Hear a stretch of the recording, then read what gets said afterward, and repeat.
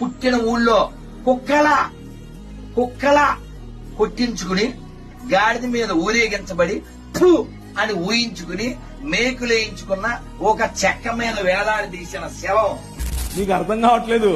3 మేకులు పిక్కుండేది కాదు, మనుష్య సమాజానికి పట్టినటువంటి పాపమనే మేకును, ఆ మేకుకున్న ముళ్ళు, మరణమనే ముళ్ళును విరిచి పారేయటానికి ఆయన సిలువనెక్కాడు.